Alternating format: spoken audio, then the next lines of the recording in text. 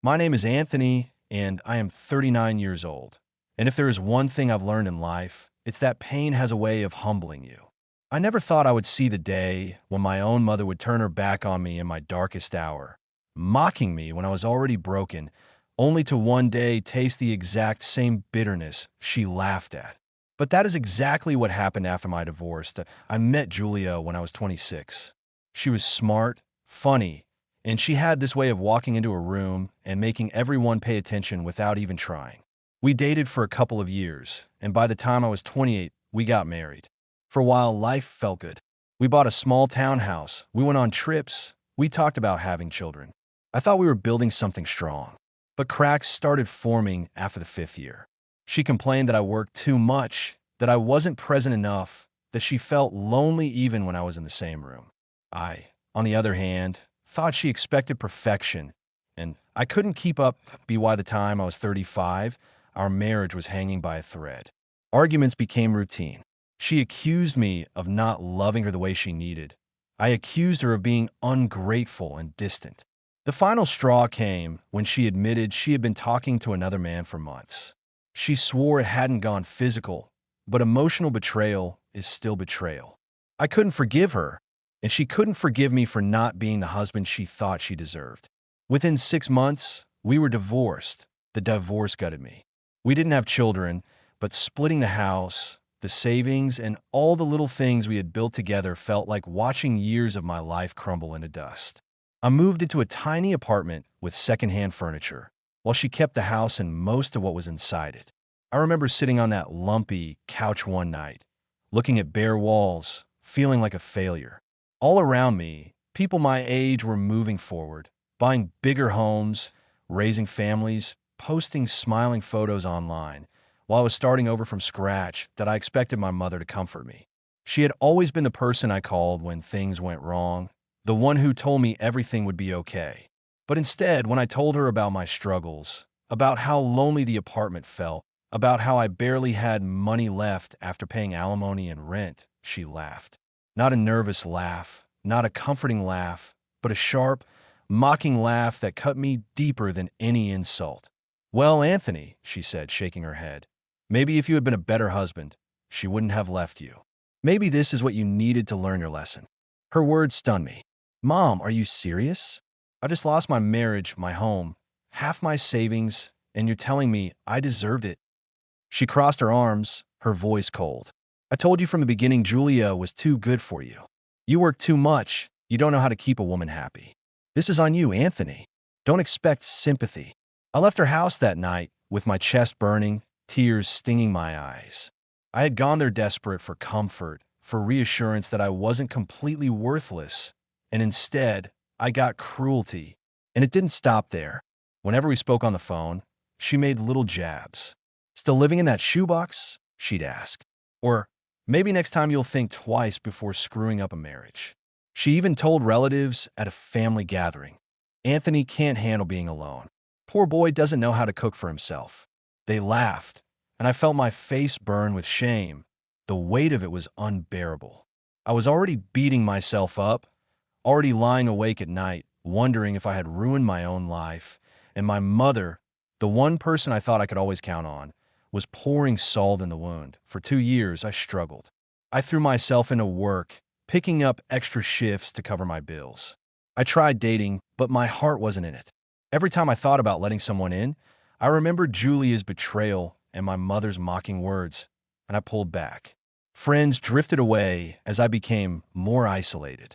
My life shrank to the office, my apartment, and the occasional awkward family gathering where I was treated like the cautionary tale of what happens when a man fails at marriage. But time has a way of turning the tables. My mother, who had mocked me so relentlessly, who had told me I had brought all this misery on myself, was about to face her own reckoning. Because just as I was beginning to crawl out of the wreckage of my divorce, my mother's own marriage, one she had always bragged about, one she had used as an example to belittle me, was about to collapse in ways she never saw coming. For as long as I can remember, my mother prided herself on being the pillar of our family. She loved to talk about her marriage to my father as though it were some kind of fairy tale that had lasted decades without a scratch. At family gatherings, she would boast, "Your father and I never had the problems other couples do. We know how to make a marriage work." She'd say it with a smile, but there was always an undertone of superiority, as if her successful marriage somehow proved she was wiser, stronger, and better than everyone else. She especially wielded it against me after my divorce. Whenever the subject came up, she'd smirk and say things like, "Well, Anthony just couldn't figure out what your father and I have known all along, commitment." Or, "Some people just aren't built for marriage, I guess." Each word was like a blade, twisting deeper into wounds that were already bleeding. But behind closed doors, cracks were forming in her perfect marriage, though she did her best to hide them. At first, it was little things I noticed: my father spending more time in the garage, avoiding her constant chatter. The way they snapped at each other during dinners, over trivial things like how the food was seasoned or who forgot to take out the trash. Once, I heard my father mutter under his breath, "I'm tired of being treated like a child," and my mother's face flushed red with fury. When I asked her about it, she brushed it off with a wave of her hand. "All couples bicker," she said. "Don't read too much into it." But I could tell something was different. The tone in her voice, the sharpness in her words. It was the same bitterness I had once lived with in my own marriage, the same signs I had ignored until it was too late. Then, slowly, whispers started reaching me from relatives. My aunt mentioned that she had seen my father out at a diner with a woman no one recognized. A cousin said my mother had been calling late at night, crying about how distant he had become. I didn't want to believe it at first. My father had always been steady, reliable, the kind of man who believed in hard work and family. But when I confronted him one evening, he sighed heavily and said, "Anthony, your mother and I, things aren't what they used to be. I don't know how much longer I can live like this." His words hit me like a thunderclap. My parents, the couple I had grown up believing were unshakable, the ones my mother held up as the shining example of marriage, were crumbling. And as much as I wanted to feel sympathy, a darker part of me couldn't help but feel something else: vindication. The real unraveling began when my mother discovered my father had been quietly seeing another woman. It wasn't dramatic at first, just a series of text messages she stumbled upon when he left his phone on the counter. But in her eyes, it was the ultimate betrayal. She confronted him in a fury, screaming so loudly the neighbors later told me they could hear it from the street.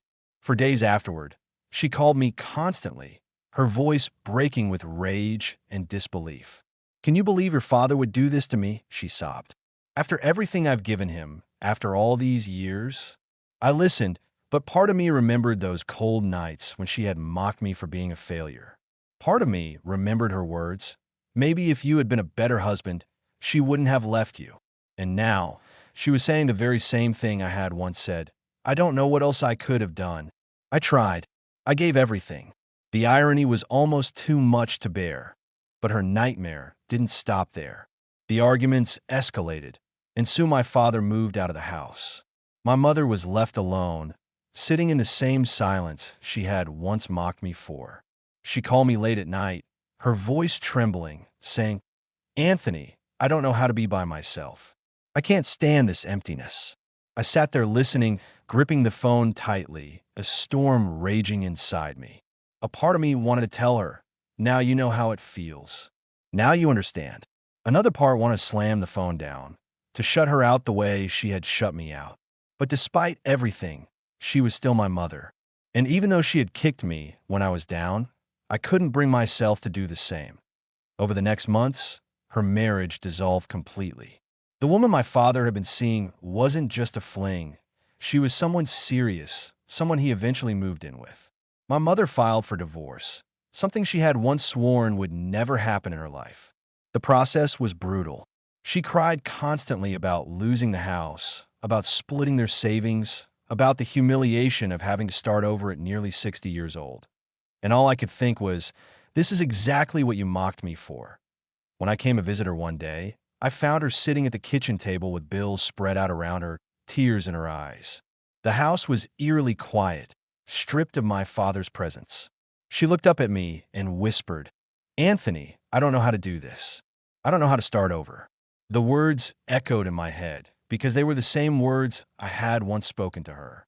The very same plea for comfort I had once made, only to be met with mockery.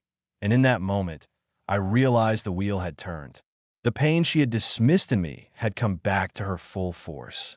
The months after my mother's divorce were like watching a slow-motion collapse of everything she had once boasted about. The woman who used to carry herself like she was above everyone else suddenly looked smaller, older, and defeated. It was strange and unsettling. This was the same woman who had mocked me when I was at my lowest, and now I was watching her live through the very nightmare she once laughed at first. She tried to maintain appearances.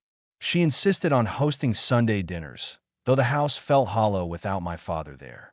She talked loudly about how she was doing fine, how she was stronger without him, but I could see the cracks forming. Her smile didn't reach her eyes, and her voice wavered when she spoke. Relatives would nod politely, but I caught the looks they exchanged, the same looks people had once given me after my divorce. Sympathy mixed with judgment that it wasn't long before her financial reality hit. For decades, she had depended on my father to handle the bigger expenses. He had been the one managing investments, paying the mortgage, making sure the bills were on time. Now, with half the savings gone and the house on the verge of being sold, she was left scrambling. She called me one afternoon, her voice tight with panic. "Anthony, I don't understand these forms. I don't know how I'm supposed to keep up with everything." I wanted to remind her of the time she mocked me for struggling with rent after I lost the house in my divorce. I wanted to say, "Now you know how it feels to sit at a kitchen table covered in bills, wondering how you'll survive." But instead, I bit my tongue and walked her through the paperwork. She thanked me, her voice shaky, but even her gratitude carried a hint of shame. As weeks turned into months, the loneliness began to gnaw at her. My father had moved on quickly, building a new life with a woman he'd left her for. Photos of them together started appearing online, vacations, dinners, smiling side by side. Each time she saw one, it was like pouring acid on an open wound. She called me late at night, crying into the phone, saying things like, "I can't believe he replaced me so easily. After 35 years, I meant nothing to him." Those words were eerily familiar. I had said the same thing about Julia when I found out she had been talking to someone else before our divorce. I had cried the same way, questioned my worth the same way. And when I had come to her for comfort, she had told me it was my fault, that maybe I hadn't been good enough. Now, she was echoing my own pain back at me, as if reading from the same script. Her pride shattered further when she was forced to downsize. The house, the very one she had bragged about for years as proof of her stability, was sold. She moved into a small apartment, not much bigger than mine had been after my divorce. I visited her once, and I'll never forget the sight of her sitting in a living room with mismatched furniture and bare walls, the echoes of emptiness hanging in the air. She looked at me with watery eyes and whispered, "It feels like I've lost everything." The irony was suffocating. Years earlier, I had said the same thing to her, word for word, and she had laughed. Now, she was the one staring into the void, wondering how to rebuild from nothing. Family gatherings became painful spectacles. Relatives who had once admired her marriage now whispered behind her back. She was no longer the proud matriarch with the perfect life. She was just another divorcee, struggling to keep her head above water. I could see the humiliation etched on her face every time someone asked, "How are you holding up?" She hated pity, but it was all she received now that I'll never forget the day she broke down completely. I had stopped by her apartment to bring groceries, and I found her sitting on the couch, clutching a photo album. She was staring at pictures of her and my father from their early years, weddings, vacations, family holidays. Tears streaked her face as she whispered, "I thought we were forever. I thought I'd never be alone." I sat down beside her, silent, because what could I say? She was living through the same devastation I had lived through years earlier. Only now did she understand the emptiness of divorce, the way it strips you of your identity, your confidence, your future. But here's what cut me the deepest. Not once did she apologize. Not once did she say, "Anthony, I mocked you when you were going through this, and I was wrong." Instead, She acted as if her pain was unique, as if her suffering was somehow more valid than mine had been. She wanted my sympathy, my support, my comfort, but she had denied me all of those things when I needed them most. Still, I helped her. I answered her late-night calls. I explained her bills. I brought groceries when she couldn't afford them. Not because she deserved it, but because I couldn't bring myself to abandon her the way she had abandoned me. Maybe that was weakness. Maybe it was strength. I don't know. What I do know is that watching her fall apart taught me something I hadn't expected. Life has a cruel way of leveling people. Pride, arrogance, superiority, they all crumble when the same pain you mocked in others comes to your doorstep. My mother had spent years believing she was above me because her marriage was intact.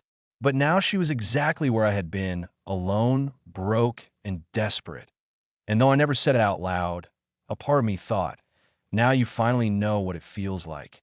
As much as I tried to help my mother through her struggles, there was always a wall between us. Every grocery bag I carried into her apartment, every bill I helped her sort, every late-night phone call I answered, it all came with a weight that I couldn't ignore. Because no matter how much I wanted to be the bigger person, I couldn't forget. I couldn't forget her laughter when I had told her how empty my apartment felt after my divorce. I couldn't forget her sharp words. Maybe if you had been a better husband, she wouldn't have left you. Those words haunted me. And now, every time she cried to me, I felt a knot in my chest that mixed pity with resentment. The first real clash came one evening when I stopped by her apartment after work. She had bills spread out across the table, her hands shaking as she tried to make sense of them. "I can't do this, Anthony," she said, tears in her eyes. "Your father took care of all this. I don't know how to survive like this." Something inside me snapped. I sat down hard in the chair across from her and said, "Do you even hear yourself? Do you realize you're saying the exact same things I said to you when Julia left me?" She froze, blinking through her tears. "That was different." "Different?" I exploded. "How was it different?" "I lost my home, my savings, my partner. I sat in a tiny apartment with bills I couldn't pay. I told you I felt like I'd lost everything, and you laughed. You mocked me. And now you're sitting here telling me the same thing, expecting me to comfort you? How is that different?" Her face hardened, her pride kicking in. "Because I was married for decades. I gave your father my whole life. It isn't the same as your little marriage falling apart after a few years." Her words hit me like a slap. My little marriage? Do you have any idea what that divorce did to me? Do you have any idea how alone I felt? And you, my own mother, piled on instead of lifting me up. And now you expect sympathy because suddenly you know what it feels like. Her hands trembled as she reached for a tissue, dabbing at her eyes. "I was trying to make you stronger." "Stronger?" I scoffed, my voice sharp. "You weren't making me stronger. You were tearing me down. There's a difference. A parent is supposed to protect their child, not mock them when they're broken. And you didn't protect me, Mom. You hurt me worse than the divorce ever did." The room was thick with silence. I could see her lips trembling, her eyes darting toward the floor. For the first time, she didn't have a quick retort, no mocking laugh to throw back at me. Just silence, but the tension didn't end there. The next few weeks were filled with arguments. Every time she called, every time she cried about how unfair life was, something in me boiled over. One night she sobbed on the phone. "I don't know how your father could replace me so easily. 35 years, and he just walked away." And I found myself saying, coldly, "Maybe if you had been a better wife, he wouldn't have left." The silence on the other end of the line was deafening. Finally, she whispered, "How can you say that to me?" "Because you said it to me," I snapped. Word for word. "Do you remember, Mom? Do you remember when I came to you after Julia left, and you said, maybe if you had been a better husband, she wouldn't have left you?" You threw those words at me when I was already broken. And now, for the first time, you actually know what it feels like. Hurts, doesn't it? She cried harder, and I hung up, slamming the phone down so hard it nearly cracked. My chest heaved, my hands shook, but there was a twisted sense of satisfaction burning inside me. I had finally said out loud what I had been carrying for years. Our clashes escalated. At a family dinner, she complained loudly about how unfair the divorce was, how my father had humiliated her. I couldn't stop myself. I looked her straight in the eye and said, "Funny, Mom. That's exactly what you said to me. That divorce was my fault, that I deserved it. So which is it? Are you the victim now? Or do the same rules apply to you?" The table went silent. Relatives shifted uncomfortably. My mother's face flushed red, her eyes filling with tears. "How dare you throw that in my face?" she whispered. "How dare you throw it in mine when I needed you the most?" I shot back. After that, things between us grew colder. She still called sometimes, still asked for help with bills or groceries, but the conversations were clipped, strained, filled with unspoken anger. I could hear the shame in her voice, but I could also hear the stubbornness, the same pride that had once made her laugh at my pain. For me, the hardest part was the realization that nothing I said would ever undo what had already been done. No argument, no explosion of anger would make her apologize. She was too proud, too set in her ways to admit she had been cruel.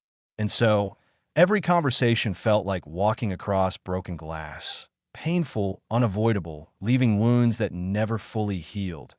But in those clashes, in those moments of raw honesty, something inside me began to shift. For the first time, I wasn't the broken son begging for comfort. I was the man holding up a mirror, forcing her to see the hypocrisy she had buried under years of arrogance. And though it didn't bring us closer, it did something else. It gave me back my voice. In the months that followed, I watched my mother unravel completely. The proud woman who once carried herself like a queen, the woman who mocked me for being broken, was now living the very life she used to sneer at. Her apartment grew quieter, emptier. She stopped hosting family gatherings. Relatives who once admired her marriage now whispered about her divorce behind her back. I could see the humiliation etched into every line of her face. And yet, through it all, she never apologized. Not once did she say, "Anthony, I was wrong." She leaned on me more than ever, calling late at night to cry about her loneliness, asking me to drive her to appointments, begging me to help her with bills. I did those things, not because she deserved it, but because I couldn't turn my back on her entirely. But every time I sat at her kitchen table, every time I listened to her complain about how cruel life had been, a voice in my head whispered, "This is exactly what she did to you." This is exactly what she mocked. Point one evening, as I carried groceries into her apartment, she broke down completely. She sat at the table, clutching a glass of water with trembling hands. Tears spilled down her cheeks as she whispered, "I don't know how to live like this, Anthony. I wake up every day and wonder why I'm still here. I thought your father and I would grow old together. I thought I'd never be alone." I sat across from her, silent for a long time, because I had said those exact same words years ago when Julia left me. I had begged her to understand, to comfort me, and she had laughed. Now she was repeating my own pain back to me, word for word, as if it were brand new. Finally, I said quietly, "Do you remember when I came to you after my divorce? Do you remember what you told me?" She looked up, her face red and swollen, but said nothing. "You told me it was my fault. You told me I should have been a better husband. You mocked me when I was already broken. And now, you're sitting here telling me the same things I once told you. Do you see it now, Mom? Do you finally understand what it feels like?" Her lips trembled, but no words came.